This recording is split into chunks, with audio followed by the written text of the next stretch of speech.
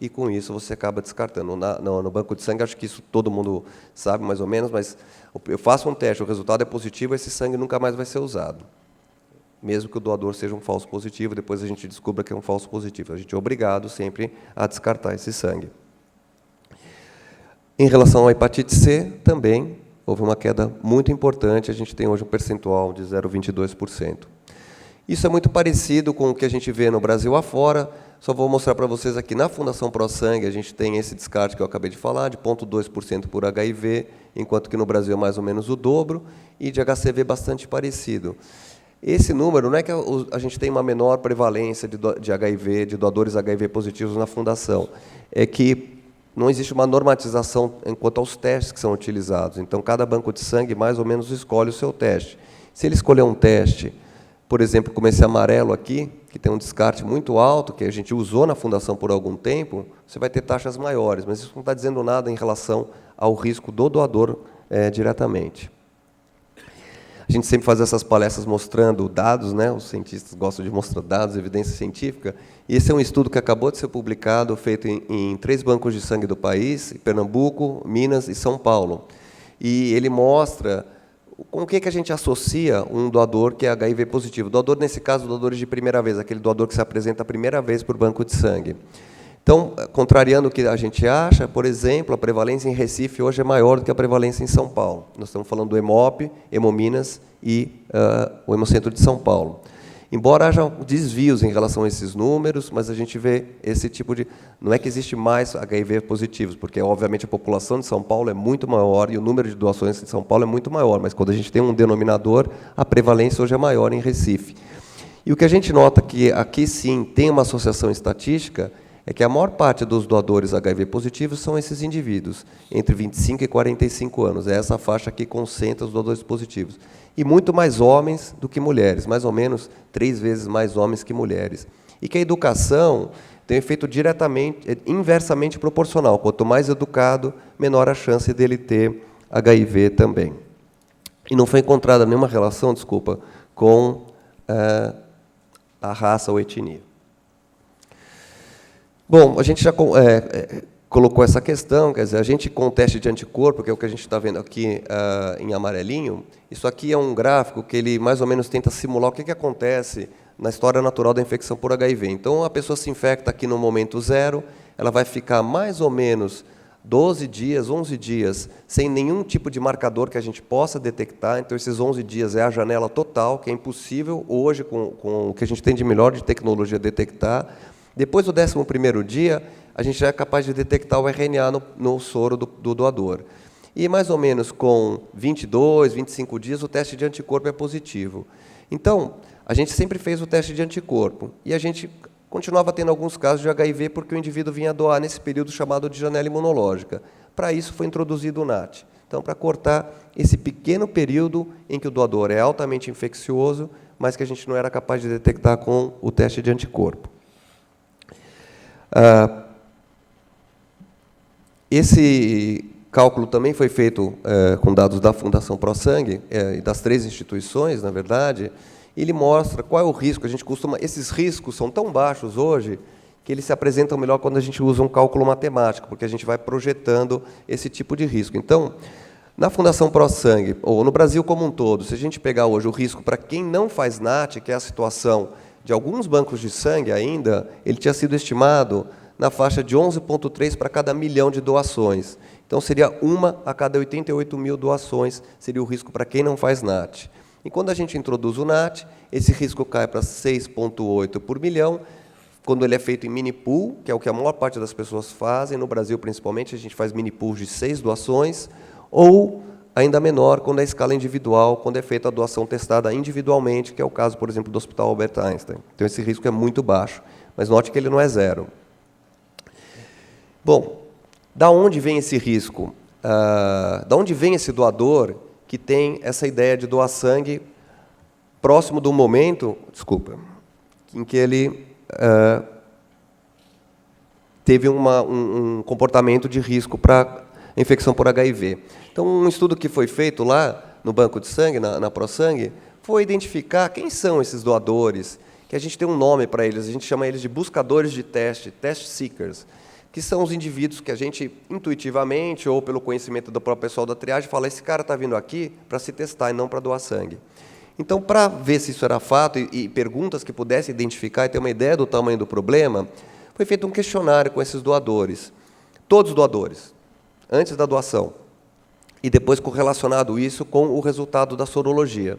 E a gente verificou que, na ProSangue, quem respondia uma dessas duas questões foi classificado como buscador de teste. Ou que ele doa para ter os seus resultados, ou que ele pensa que doar sangue é uma maneira boa, rápida, anônima de ter um teste de sangue.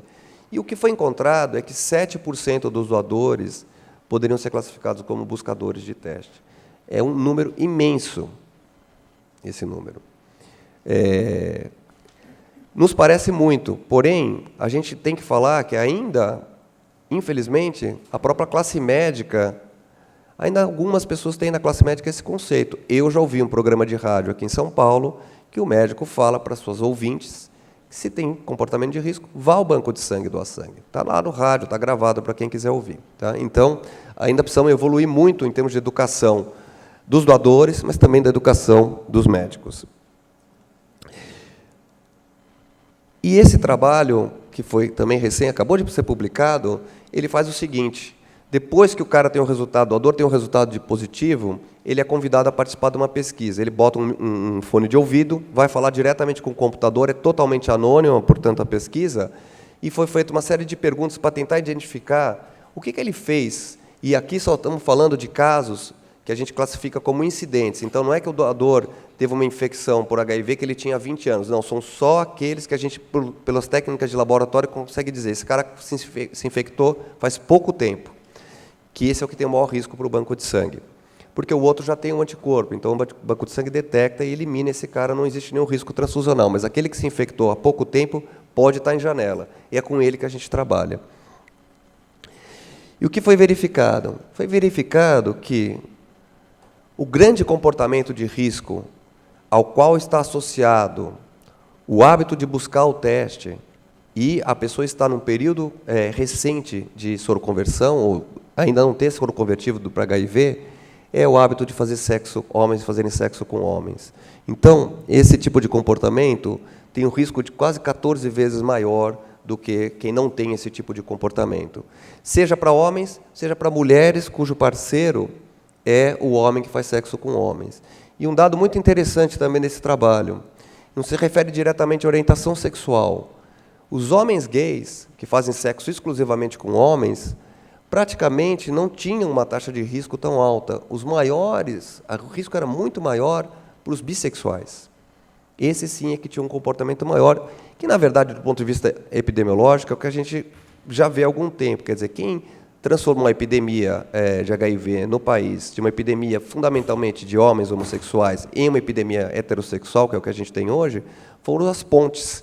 E a ponte só pode ser um indivíduo que faz sexo com homens e faz sexo com mulheres também.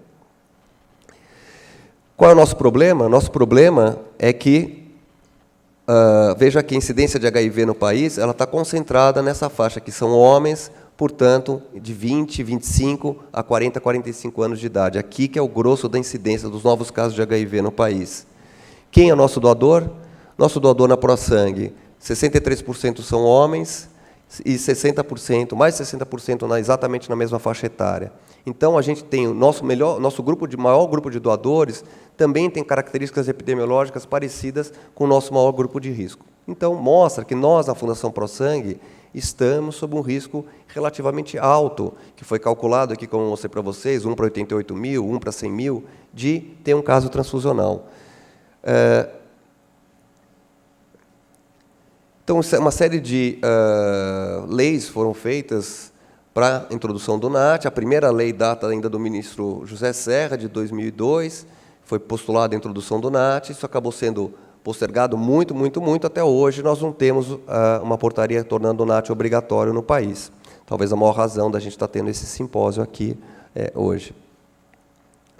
Mas eu não vou me ater ao desenvolvimento feito em Biomanguinhos, as pessoas que me sucederão certamente vão falar bastante disso, mas o governo se mexeu em desenvolver um teste feito pelo próprio governo, então desenvolvimento tecnológico nacional, e foi feito um estudo multicêntrico em 2010, esse teste recebeu o registro em dezembro de 2010, e nós iniciamos para valer na Fundação ProSangue como rotina em maio de 2011.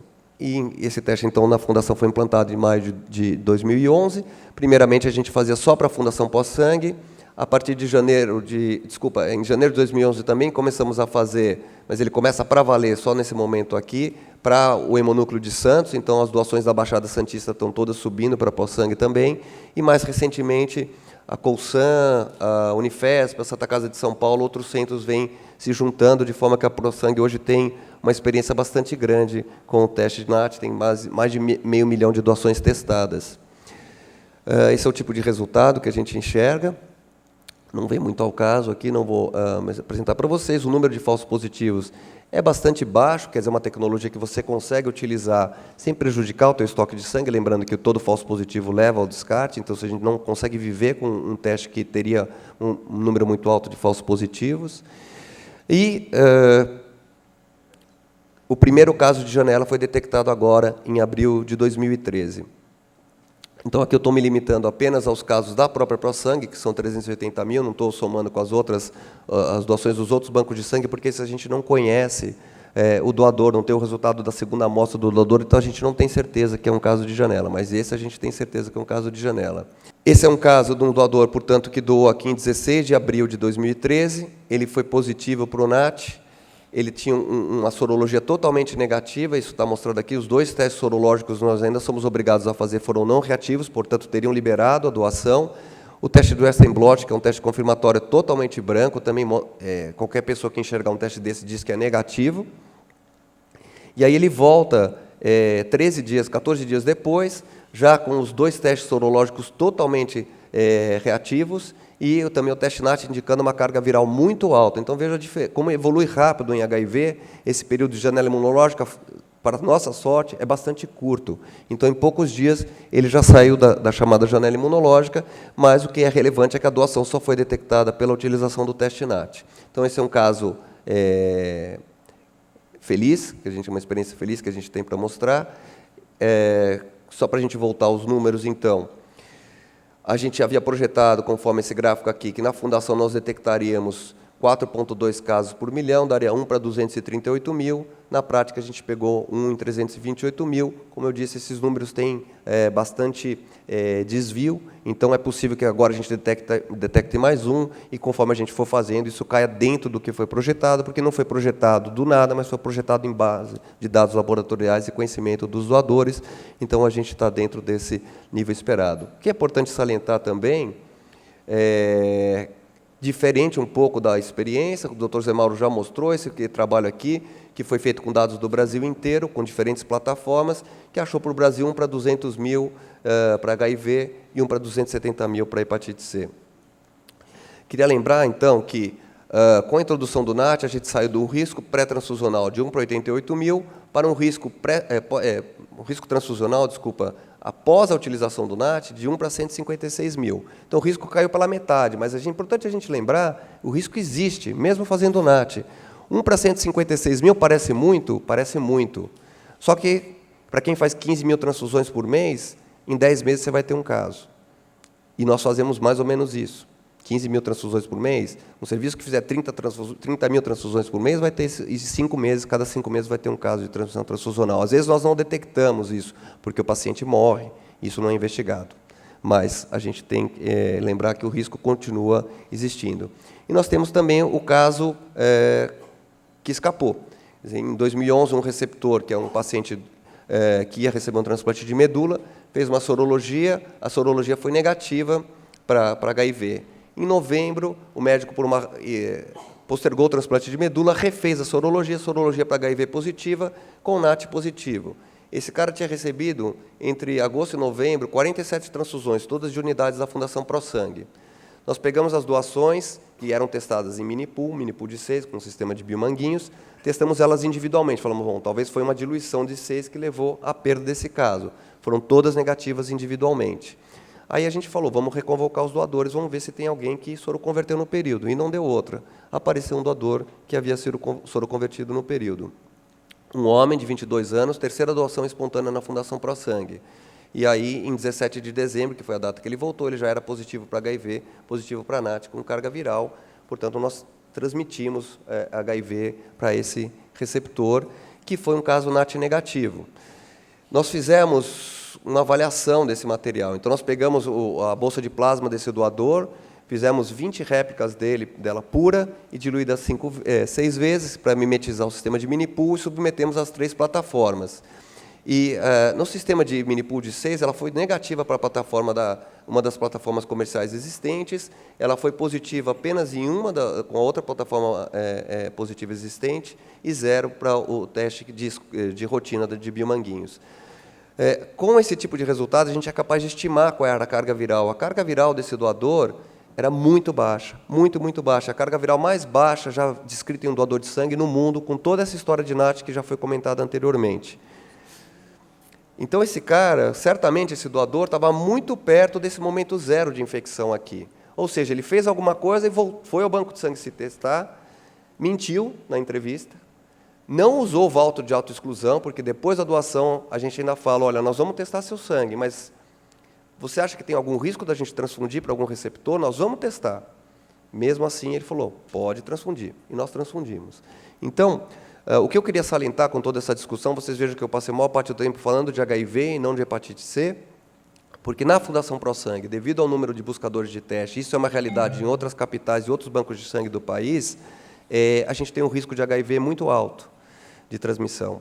Então, isso fala que a gente precisa usar o NAT, mas a gente precisa ter educação dos doadores, melhorar os doadores, investir mais que os doadores entendam, as pessoas entendam que isso é um ato criminoso e que há necessidade de ter consciência a respeito, amor ao próximo, disso que se trata a doação de sangue, que não tem absolutamente nada a ver com a questão do teste. Legal? Muito obrigado.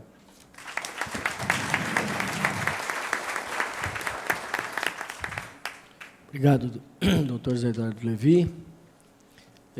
Carlos, você tem algum recado? Não? Posso?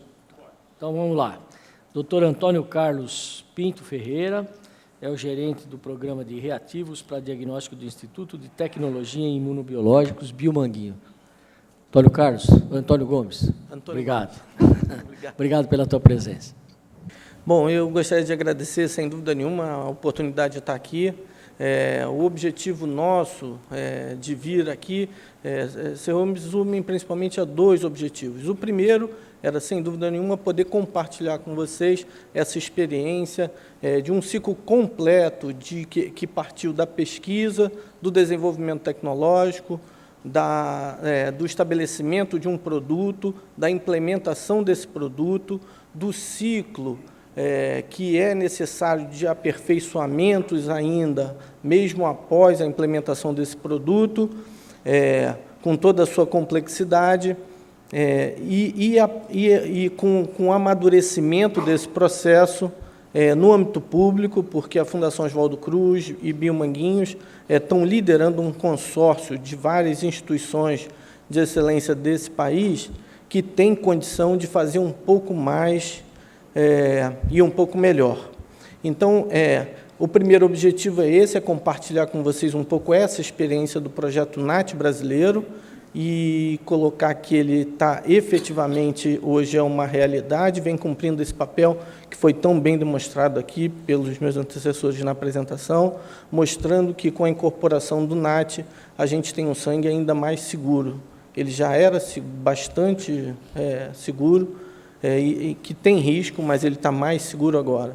O segundo objetivo era realmente que a gente já se considera hoje um pouco mais maduro, para que a gente possa mergulhar em outros problemas, em outras questões de saúde pública que podem sofrer influência e podem estar no escopo de atuação desse consórcio de instituições públicas, para que, quem sabe, em algum tempo, a gente poder também estar oferecendo para vocês, nessa área de câncer, algum benefício ou algum diagnóstico, que é o clamor aqui de todo mundo. Eu participei desde ontem aqui do evento e realmente pude ver que, realmente, confirmar, né, que quanto mais precoce a gente puder atuar e diagnosticar, mais chances a gente dá para esses pacientes. e mais a gente pode estar contribuindo para uma recuperação. Então, é nesse sentido, esse segundo objetivo completa um pouco a função da nossa participação aqui. Bom, então é isso. A gente veio falar de conquistas, a gente veio falar, então, de compartilhar com vocês esse projeto, e eu queria dizer para vocês que tudo parte daqui. Não tem como fazer essa virada, ou oferecer um produto com esse grau de complexidade e importância e impacto que isso vem trazer, se não tiver realmente uma grande sinergia e parceria entre diversas instituições do Brasil. Nesse caso, uma série de instituições públicas com excelências na área de pesquisa que puderam se juntar para atender uma solicitação do governo para que a gente pudesse implementar um produto NAT nacional. Queria lembrar para vocês que essa questão do NAT, desde a época que se discutiu e discutia a implementação, tinha uma inviabilidade daquilo que a gente vem falando com vocês aqui, que hoje foi falado assim extensivamente, falta de recursos. Nós tínhamos realmente uma dificuldade muito grande há 10 anos atrás de implementar os NATs comerciais, em função do custo, e isso motivou, então, o estabelecimento dessa sinergia para que a gente pudesse desenvolver um produto nacional. Isso tem efeitos colaterais muito interessantes, e vocês vão poder visualizar isso aqui ao longo da apresentação. O projeto NAT realmente é um resultado de muito trabalho, de muita superação e muitas conquistas que vêm se consolidando agora.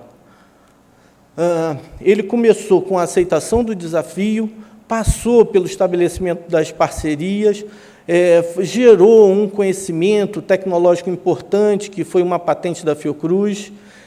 Foi necessário criar competências específicas relacionadas a diagnóstico molecular, competências que envolviam o estabelecimento de sistemas automatizados para o processamento de amostra.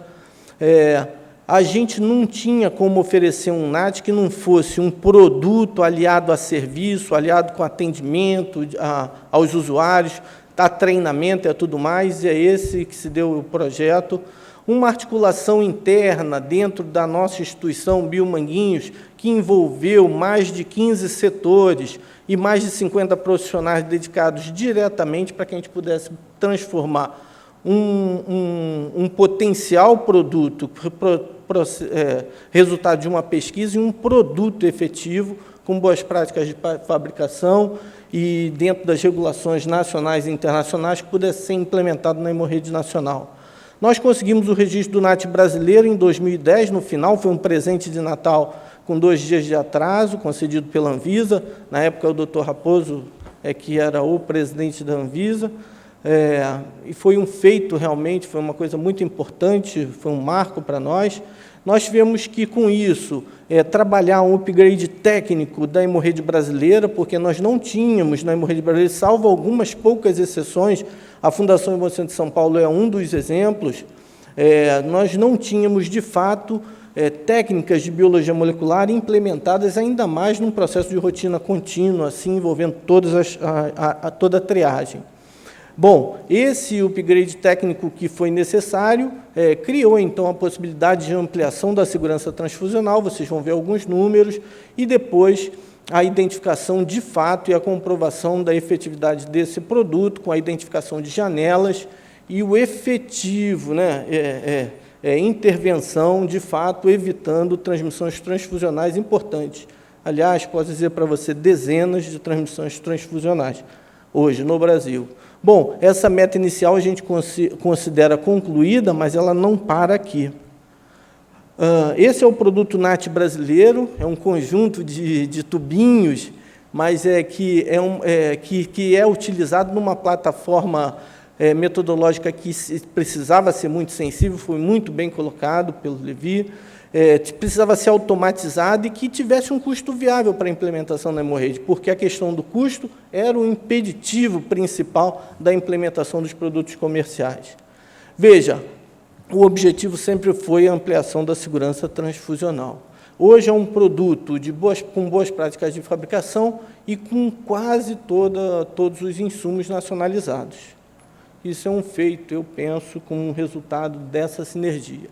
Bom, ela precisava ser, veja, o kit NAT, ele não pode ser um conjunto só de insumos, ele precisou ser estabelecido em cima de uma plataforma, e eu posso garantir para vocês que o desafio muito maior do que o científico e tecnológico para desenvolver o conjunto de reação, da reação molecular foi muito mais fácil do que o estabelecimento dessa plataforma de equipamentos com interface, que envolvem 5 softwares que integram essa plataforma e têm as suas funções, e mais do que o próprio produto aliado à plataforma de equipamentos, mas envolve também todo um estabelecimento, gerenciamento, manutenção e assistência a uma rede que precisa funcionar como um relógio e, apesar de todos os problemas e as necessidades de superação, precisa funcionar e funcionar muito bem para dar uma resposta dentro daquele período de um dia, porque aquela bolsa ela precisa ser triada e só pode ser transfundida após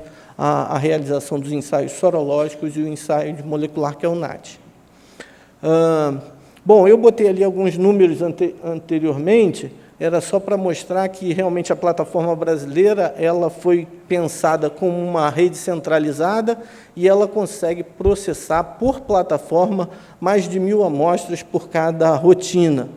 Como nós temos implementados em todos os 14 hemocentros do país hoje que centralizam os testes NAT no Brasil, nós temos 2 plataformas, esses centros podem, então, processar mais de 2.000 amostras por dia, se não precisar de um segundo turno de trabalho, que também poderia ser implementado se fosse necessário. Bom, como eu dizia para vocês, essa questão da inovação tecnológica e a questão da parte técnica e científica foi muito relevante, mas foi simples frente aos outros desafios. Mas, veja, esse produto, o kit NAT brasileiro, que envolve essa patente da Fiocruz, ele é um real triplex. E eu posso dizer, afirmar para vocês com muita convicção, quando ele foi registrado no finalzinho de 2010, ele era o único real triplex discriminatório. Era um teste que, sob o aspecto tecnológico e científico, ele era mais avançado do que os concorrentes internacionais. O que, para nós, foi realmente uma grande satisfação, mas aumentou realmente a nossa responsabilidade por um produto bom e com um desempenho satisfatório. Hoje em dia, nós temos outros 2 produtores internacionais muito bons e que realmente já são triplexes também discriminatórios e que também cumprem um papel, em termos de qualidade e efetividade, muito importante. Vamos lá. Agora não quis. Veja, eu trouxe esse slide para mostrar para vocês essa questão. Nós implementamos esse produto em 2010, com base nos regulamentos internacionais. Nós tínhamos um amparo e um consenso internacional de uma sensibilidade de 5.000 unidades por ml. Isso significava o nosso produto era muito mais sensível do que isso, mas essa era a regulamentação internacional. Mais para cá, e com o avanço tecnológico realmente, e essas caracterizações que o Levi mostrou muito bem, a necessidade da gente ter testes NAT bem mais sensíveis. E isso induziu e fez com que nosso grupo, não só de Biomanguins, mas todo esse complexo de instituições trabalhasse fortemente para ampliar os níveis de sensibilidade. Isso foi feito a partir da incorporação de um novo primer na nossa reação de PCR para HCV, que impactou diretamente e ampliou a sensibilidade do produto, trazendo ele a um padrão que realmente hoje a gente entende que é satisfatório. Mas nós não estamos parados aí. A gente traz alguns resultados de uns painéis internacionais do NIBISC, que é o que a gente tem realmente de referência, que vem demonstrar que, a partir desse melhoramento, nós temos realmente níveis de sensibilidade